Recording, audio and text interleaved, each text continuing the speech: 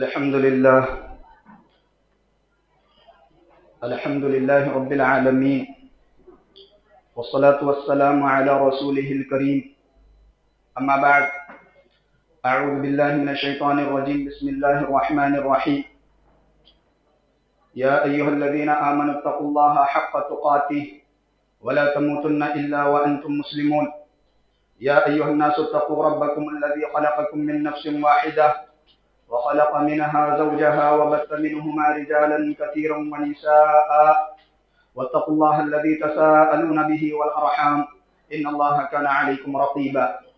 يا أيها الذين آمنوا اتقوا الله وقولوا قولا سديدا يصلح لكم أعمالكم ويغفر لكم ذنوبكم، ومن يطع الله ورسوله فقد فاز فوزا عظيما. وقال الله تعالى في كلامه المجيد: بسم الله الرحمن الرحيم. إن الله يأمركم أن تؤدوا الأمانات إلى أهلها وإذا حكمتم بين الناس أن تحكموا بالعدل إن الله نعم ما يعظكم به إن الله كان سميعا بصيرا. محترم امیر جماعت اور مہمانان خصوصی، محترم سامعین اور سامعات، ہر قسم کی تعریف اللہ رب العالمین کے لیے لائق اور زیبا ہے، جس نے ہم تمام کو اس دنیا کے اندر پیدا کیا. درود و سلام نازل ہوں تمام انبیاء اکرام علیہ الصلوۃ والسلام پر، اور خصوصاً درود و سلام نازل ہوں ہمارے اور آپ کے آخری نبی جناب محمد رسول اللہ صلی اللہ علیہ وسلم پر. محترم حاضرین، خطبہ مسنونہ کے بعد سورۃ النساء کی ایک آیت میں نے آپ کے سامنے تلاوت کی. خلاصہ دو لفظوں میں بھی بولا جا سکتا ہے، لیکن تھوڑی سی تفصیل ہو جائے تاکہ بات پوری طرح سے سمجھ میں آ جائے، یہ ضروری ہے. اور آپ سے گزارش ہے کہ جس طرح سے آپ بیٹھے ہوئے ہیں، خدا را عمل کی نیت سے بیٹھے.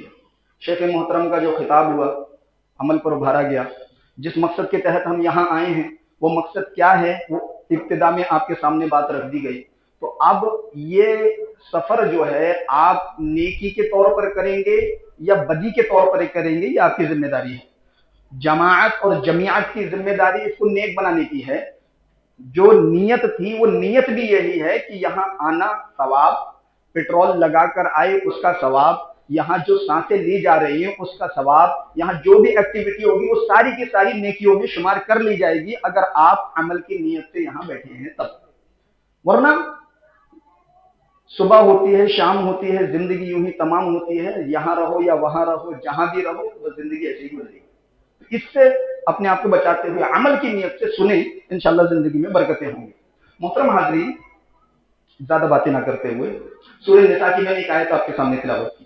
اللہ رب العالمین اس آیت کے اندر ارشاد فرماتا ہے: ان اللہ یأمرکم ان تؤدوا الامانات الی اہلھا، کہ اللہ آپ کو حکم دیتا ہے کہ جو امانتیں آپ کے پاس میں ہیں ان امانتوں کو ان کے حقداروں تک لوٹا دو. وَإِذَا حَكَمْتُمْ بَيْنَ النَّاسِ أَن تَحْكُمُوا بِالْعَدْلِ، اور جب ایسا موقع آئے تمہارے سامنے کہ تم کو انصاف کرنا پڑ جائے تو پورے عدل کے ساتھ انصاف کرو، پوری اچھائی کے ساتھ انصاف کرو. ان اللہ نعم ما یعظکم بہ، اللہ رب العالمین کہتا ہے اللہ نصیحت کر رہا ہے تم کو، یہ بہترین نصیحت ہے. ان اللہ کان سمیعا بصیرا، اللہ رب العالمین سمیع ہے، اللہ بصیر ہے. کس کو؟ اللہ ہم جو کر رہے ہیں اللہ وہ بھی دیکھ رہا ہے، ہم جو بول رہے ہیں اللہ اس کو سن رہا ہے. محترم حاضرین، اس آیت کا پس منظر ہے. پس منظر کیا ہے؟ یہ آیت حضرت عثمان بن طلحہ رضی اللہ تعالی عنہ کے سلسلے میں نازل ہوئی کہ جب فتح مکہ ہوا، اس فتح مکہ کے دوران، فتح مکہ کے بعد یا اسی اتنا میں خانہ کعبہ کی چابی جو حضرت عثمان بن طلحہ رضی اللہ تعالی عنہ کے خاندان میں چلی آ رہی تھی، عارضی طور پر وہ چابی ان سے لے لی گئی. اور جب یہ چابی لی گئی تو اللہ رب العالمین نے فوراً یہ آیت نازل فرمائی کہ خبردار جو حق آپ نے لیا ہے اس حق کو ان کے حقداروں تک پہنچا دینا. کام ہو گیا آپ کا، کام ہو جانے کے بعد اس چابی کو ان کے حقداروں تک پہنچا دو. یہ آیت پس منظر ہے اس آیت کا. لیکن مسئلہ کیا ہے جانتے ہیں ہم؟ یہ آیت اپنے اندر عموم رکھتی ہے. کس بات کا عموم ہے؟ عموم اس بات کا ہے کہ کوئی بھی حق، کیسا بھی حق، کسی کا بھی حق کسی بھی شکل میں اگر آپ کے پاس موجود ہے تو یہ آیت حکم دیتی ہے کہ اس حق کو آپ اپنے پاس روکے نہ رکھو، بلکہ اس حق کو اس کے حقدار تک پہنچانا ہم تمام کی ذمہ داری ہے. عموم پایا جاتا ہے۔ اور جانتے ہیں آپ، جب حق کی بات ہوتی ہے، حقوق کی بات ہوتی ہے، تو بحیثیت مسلمان میرے اور آپ کے اوپر جو حقوق عائد ہوتے ہیں وہ دو طرح کے حقوق ہیں، ایک ہے حقوق اللہ اور ایک ہے حقوق العباد۔ حقوق اللہ اور حقوق العباد شریعت کی جتنی بھی تعلیمات ہیں، جتنی بھی تعلیمات ہیں، پورا قرآن آپ پڑھ لیں، احادیث کی جتنی بھی کتابیں ہیں، ساری کی ساری کتابیں آپ پڑھ لیں، ان ساری کتابوں کے اندر دو ہی چیزوں کا حکم ہے، یا تو شریعت کی تعلیم حقوق اللہ کی ادائیگی پر زور دیتی ہے یا پھر حقوق العباد کی ادائیگی پر زور دیتی ہے۔ شریعت کا خلاصہ اور نچوڑ حقوق اللہ اور حقوق العباد ہے۔ شریعت کو نچوڑا جائے تو کیا نکلے گا؟ حقوق اللہ اور حقوق العباد، اور دونوں کی اپنی جگہ بڑی اہمیت ہے، دونوں کی۔ شریعت کہتی ہے آپ سے نماز پڑھیں، حقوق اللہ ہے۔ شریعت کہتی ہے آپ سے حج کریں، حقوق اللہ ہے۔ شریعت کہتی ہے آپ سے روزہ رکھیں، یہ حقوق اللہ ہے۔ شریعت کہتی ہے آپ سے زکوٰۃ دیں، حقوق العباد ہے۔ شریعت کہتی ہے آپ سے صدقہ کریں، یہ حقوق العباد ہے۔ تو معاملات جتنے بھی ہیں، حقوق اللہ اور حقوق العباد، ان دونوں کی اپنی جگہ بڑی اہمیت ہے، لیکن اخروی انجام کے اعتبار سے، وہ آخرت میں میرا اور آپ کا کیا بننے والا ہے، اس کے اعتبار سے اگر آپ دیکھیں تو حقوق اللہ کے مقابلے میں حقوق العباد کا معاملہ بڑا سخت ہے، بڑا سخت معاملہ ہے۔ کل قیامت کے دن بندہ اگر اس دنیا میں رہ کر اللہ کے حق میں کوتاہی کر رہا ہے، بخش دیا جائے گا۔ اللہ بڑا غفور ہے، اللہ بڑا رحیم ہے۔ بندہ کتنے بھی گناہ اس کے معاملے میں کر لے، کتنی بھی نافرمانی اللہ رب العالمین کی کر کے اس دنیا سے چلا جائے، اللہ رب العالمین کا سامنا جب اس بندے سے ہوگا تو اللہ رب العالمین غفور بن کر اس کا سامنا کرے گا، رحمان بن کر اس کا سامنا کرے گا، رحیم بن کر اس کا سامنا کرے گا۔ جتنے بڑے بڑے گناہ اس نے کیے ہوں گے، اتنا ہی بڑی رحمت کے ساتھ میرا رب اپنے بندے کا سامنا کرے گا۔ یہ اللہ رب العالمین کے حق میں جتنے بھی گناہ کر لیں معاف کر دیے جائیں گے، اور کل قیامت کے دن آپ دیکھیں گے بڑے بڑے گنہگار بخشے جائیں گے۔ جس کے بارے میں دنیا میں خیال تھا کہ یہ آدمی کا کیا بننے والا ہے، ایسا انسان بھی کل اللہ چاہے تو بخش دیا جائے گا۔ لیکن آپ جانتے ہیں انسانوں میں یہ ہمت نہیں ہوتی، انسان جلدی معاف نہیں کرتا۔ انسان بہت کم لوگ ایسے ہوتے ہیں جن کے دل بڑے ہوتے ہیں، جو وسیع الظرف ہوتے ہیں، وہ جو لوگوں کو معاف کرنے والے ہوتے ہیں، وہ بہت کم لوگ ہوتے ہیں۔ لیکن عام طور پر انسان دوسرے کو معاف نہیں کرتا، ہمت نہیں ہے، دل بڑا نہیں ہے، معاف کرنے کی طاقت نہیں ہے، معاف نہیں کرتے۔ دنیا کے اندر صحیح، آج دنیا کے اندر دیکھیں آپ، اگر کسی سے لڑائی ہو بھی جائے اور معافی تلافی اگر کر بھی جائے تو دلوں کے اندر بغض رکھتا ہے انسان، دلوں کے اندر بغض رہتا ہے۔ لیکن اخروی انجام کے اعتبار سے اللہ رب العالمین کا عام قانون کیا ہے جانتے ہیں آپ؟ عام قانون، خاص نہیں، عام قانون کیا ہے؟ جب تک ظالم کو مظلوم معاف نہ کرے اللہ رب العالمین معاف نہیں کرتا ہے۔ یہ اللہ کا عام قانون ہے، یہ اللہ کا عام قانون ہے۔ جب تک ظالم کو مظلوم معاف نہ کرے اللہ رب العالمین معاف نہیں کرے۔ کل قیامت کے دن حشر کے میدان میں ظالم اللہ کی طرف نظریں لگائے ہوگا، اے میرے رب میں بھی ہوں، مجھے بھی دیکھ، میرا بھی معاملہ فرما، نظریں لگائے گا، اے رب میری بھی طرف نظر رحمت فرما۔ اللہ کیا کہے گا جانتے ہیں؟ دنیا کے اندر جس کو تو نے ستایا تھا اس سے معافی مانگ لے، دنیا کے اندر جس کو تو نے ناحق ستایا تھا اس سے معافی مانگ لے، جس کا مال ناحق دبایا اس سے معافی مانگ لے، جس کو ناحق تو نے ستایا اس سے معافی مانگ لے۔ اگر اس نے تجھے معاف کر دیا تو میں تجھے معاف کرتا ہوں۔ یہ اللہ کا عام قانون ہے، اللہ معاف نہیں کرے گا جب تک بندہ ظالم مظلوم اسے معاف نہ کرے، اللہ رب العالمین معاف کرنے والا۔ محترم حاضرین، حقوق کی جب ہم بات کرتے ہیں تو بڑی لمبی فہرست ہے حقوق العباد کی، بڑی لمبی فہرست، اور یہ ایسا نہیں ہے کہ باہر ہیں، ہمارے اپنے درمیان میں یہ سارے حقوق پائے جاتے ہیں۔ والدین کے حقوق اولاد پر، اولاد کے حقوق والدین پر، بھائی کا حق بھائی پر، بھائی کا حق بہن پر، بہن کے حق جو ہے بھائی پر، پڑوسی کا پڑوسی پر، رشتہ داروں کا رشتہ داروں پر، ایک انسان کا دوسرے انسان پر، ایک مسلمان کا دوسرے مسلمان پر، الغرض ہم حقوق سے گھرے ہوئے ہیں۔ اور حقوق کا معاملہ بڑا سخت ہے، بڑا سخت معاملہ ہے حقوق کے تعلق سے۔ اور جانتے ہیں آپ، جب ہم حقوق کی بات کرتے ہیں، حقوق العباد کی بات کرتے ہیں، تو حقوق العباد میں جب بھی کوتاہی ہوگی، حقوق العباد میں جب بھی گڑبڑ ہوگی، حقوق العباد میں جب بھی نافرمانیاں ہوں گی تو تین چیزیں ہوں گی۔ یہ بات بہت مختصراً جامع الفاظ میں آپ کے سامنے رکھ رہا ہوں۔ تین چیزیں ہوتی ہیں: انسان کی جان، انسان کا مال، انسان کی عزت و آبرو۔ دنیا کے اندر جہاں بھی حق تلفی ہوگی انہی تین چیزوں پر ڈاکہ مارا جائے گا، یا تو کسی کی جان پر حملہ ہوگا، یا پھر کسی کے مال پر حملہ ہوگا، یا کسی کی عزت و آبرو پر حملہ ہوگا۔ اور جس سماج کے اندر، جس سوسائٹی کے اندر، جس ملک کے اندر، جس شہر کے اندر، جس گاؤں کے اندر اگر انسان کی یہ تین چیزیں محفوظ ہیں تو وہ سماج امن پسند سماج، وہ معاشرہ امن پسند معاشرہ، وہ ملک امن پسند ملک کہلائے گا۔ کیوں؟ کیونکہ نبی کریم صلی اللہ علیہ وسلم نے امن و امان کی تعلیم دیتے ہوئے حجۃ الوداع کے موقع پر جو خطبہ دیا، اس خطبے کے اندر اللہ رب العالمین کے نبی صلی اللہ علیہ وسلم نے انہی تین چیزوں کا حوالہ دیا، انہی تینوں چیزوں کا حوالہ دیا۔ الا ان دماءکم واموالکم واعراضکم حرام علیکم کحرمۃ یومکم فی بلدکم ھذا فی شہرکم ھذا۔ نبی کریم صلی اللہ علیہ وسلم نے فرمایا لوگوں خبردار سن لو، تمہاری جان، تمہارا مال، تمہاری عزت و آبرو ویسے ہی تمہارے اوپر ایک دوسرے کے لیے محترم ہے، جیسا کہ آج کا یہ دن محترم ہے، جیسا کہ یہ شہر محترم ہے، جیسا کہ یہ مہینہ محترم ہے۔ نبی کریم صلی اللہ علیہ وسلم نے حجۃ الوداع جیسے عالمی مقام پر جہاں سے لوگ کونے کونے سے پہنچتے ہیں وہاں پر امن کی تعلیم دیتے ہوئے نبی کریم صلی اللہ علیہ وسلم نے انہیں تینوں چیزوں کا حوالہ دیا۔ حق تلفی کیسے ہوتی ہے جانتے ہیں؟ کسی نے کسی کو ناحق ستا دیا، بڑی حق تلفی ہو گئی۔ کسی نے کسی کے اوپر ناحق ہاتھ اٹھا دیا، بڑی حق تلفی ہو گئی۔ کسی نے کسی کا مال دبا لیا، بڑی حق تلفی ہو گئی۔ کسی نے کسی کی جان لے لی، بڑی حق تلفی ہو گئی۔ کسی نے غیبت کر دی، حق تلفی ہو گئی۔ کسی نے چغلی کر دی، بڑی حق تلفی ہو گئی۔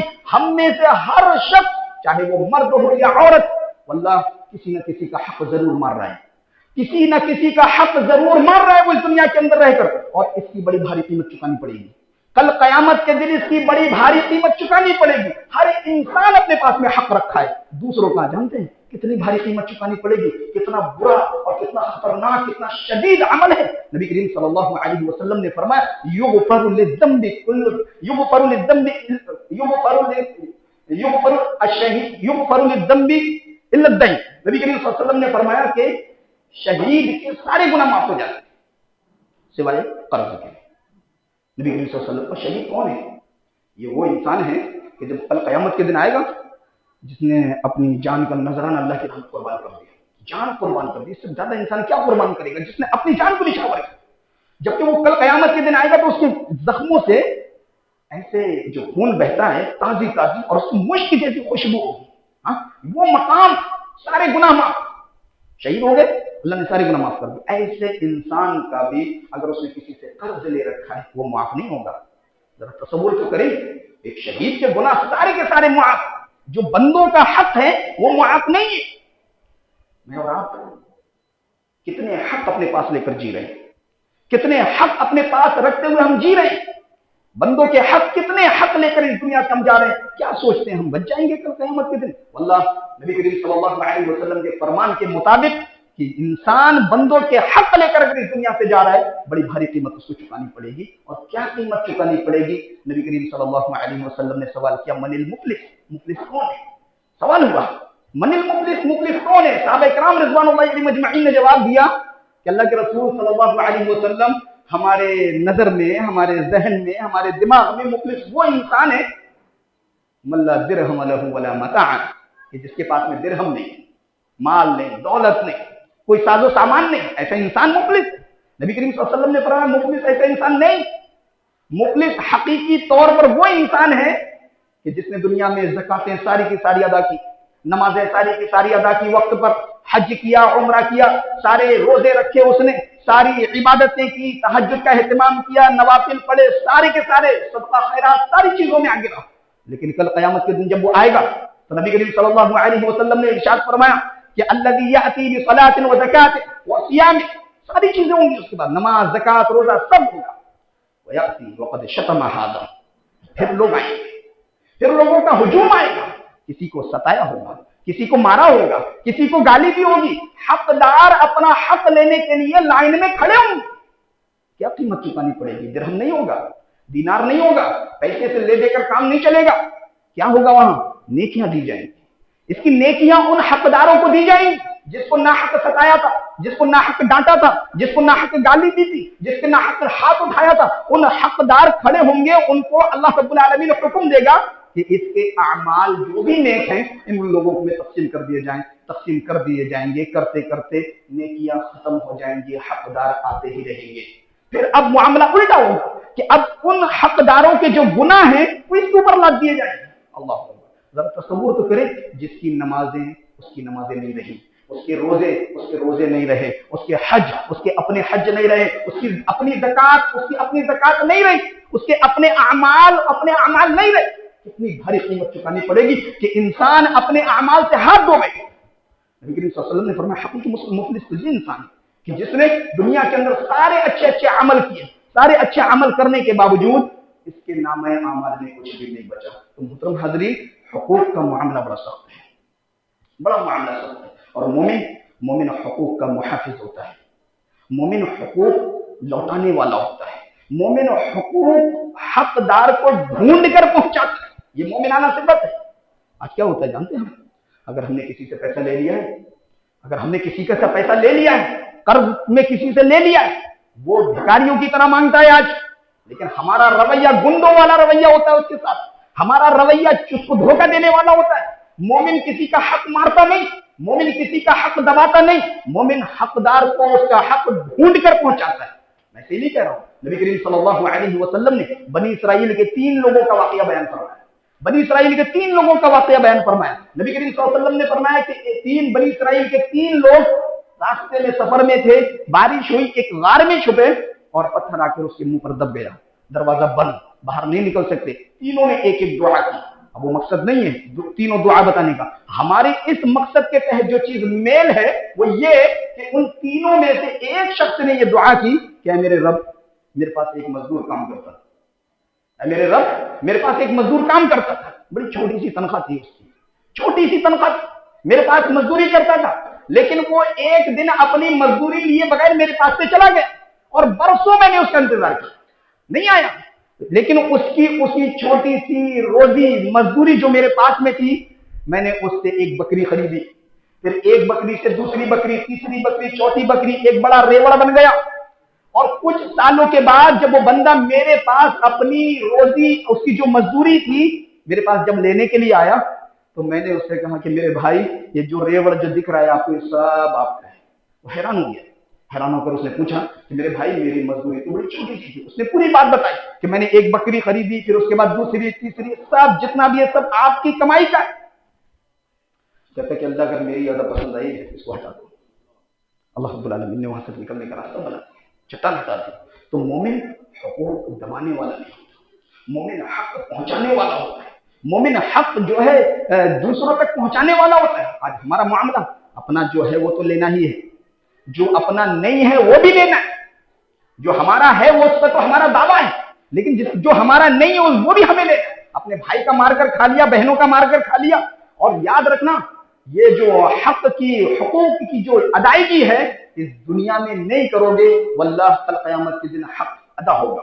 نبی کریم صلی اللہ علیہ وسلم نے فرمایا کل قیامت کے دن جو حساب و کتاب ہوگا، اللہ رب العالمین جو حساب لے گا بڑا عدل والا حساب ہوگا، ظلم نہیں ہوگا کسی کے اوپر، ذرہ برابر بھی جو چیز بھی انسان نے کی ہوگی، فمن یعمل مثقال ذرۃ خیرا یرہ ومن یعمل مثقال ذرۃ شرا یرہ، ساری چیزیں سامنے رکھ دی ہیں، ساری چیزیں، جس نے بھی جس کا حق دبایا سب دیا جائے گا، سب ادا ہوگا۔ یہاں تک کہ نبی کریم صلی اللہ علیہ وسلم نے فرمایا کہ اگر دنیا کے اندر سینگ والی بکری نے بے سینگ والی بکری کو اگر مارا ہے تو کل قیامت کے دن ان کو زندہ کیا جائے گا، اور بے سینگ والی بکری کو سینگ دے کر اس کا بھی بدلہ اس کو دلایا جائے گا۔ کون سی بھٹی میں ہم جی رہے ہیں، کون سی زندگی ہم گزار رہے ہیں کہ دوسروں کے حق رکھتے ہوئے ہم اس دنیا سے ایسے ہی جائیں گے اور اللہ رب العالمین ہمیں معاف کر دے گا۔ واللہ بڑا معاملہ خطرناک ہے، حقوق کا معاملہ بڑا خطرناک ہے۔ نبی کریم صلی اللہ علیہ وسلم کسی کے اوپر ظلم کر سکتے ہیں؟ ایسا تصور ہم کر سکتے ہیں؟ نہیں، اللہ کے رسول صلی اللہ علیہ وسلم کسی کے اوپر ظلم نہیں کر سکتے۔ اللہ رب العالمین کے نبی صلی اللہ علیہ وسلم نے کسی کو اگر کوڑا لگایا بھی ہے تو اس کی اپنی غلطیوں کی بنیاد پر لگایا ہے، حد اگر مقرر کیے ہیں تو اس کی اپنے گناہوں کی وجہ سے۔ نبی کریم صلی اللہ علیہ وسلم نے کسی کے اوپر ظلم نہیں کیا۔ جانتے ہیں نبی کریم صلی اللہ علیہ وسلم اپنے آخری ایام میں دعا کرتے ہیں اللہ سے، اے اللہ میں انسان ہوں، اللہم انما بشر، اللہ میں انسان ہوں، اور بشری تقاضے کے تحت اگر میں نے کسی کے اوپر کوڑا مارا ہے، اگر میں نے کسی کو ناحق ستایا ہے، ناحق ظلم کیا ہے، تو میرے اس کوڑے مارنے کو، برا بھلا کہنے کو، اللہ اس کے حق میں تو اپنی رحمت کا ذریعہ بنا، اپنے قرب کا ذریعہ بنا۔ نبی کریم صلی اللہ علیہ وسلم سے گناہ کا تصور نہیں، اس کے باوجود نبی کریم صلی اللہ علیہ وسلم اللہ سے دعا کر رہے ہیں کہ اللہ اگر میں نے کسی کو ناحق ستایا بھی ہے تو اللہ اس ستانے کو اپنی قربت کا ذریعہ بنا۔ یہ مومنانہ کردار یہ ہوتا ہے۔ मोहतरम हाज़रीन, नबी करीम सल्लल्लाहु अलैहि वसल्लम ने वाज़ेह तौर पर इरशाद फरमाया कि मन कान लहू मज़लिमतुन लि अख़ी।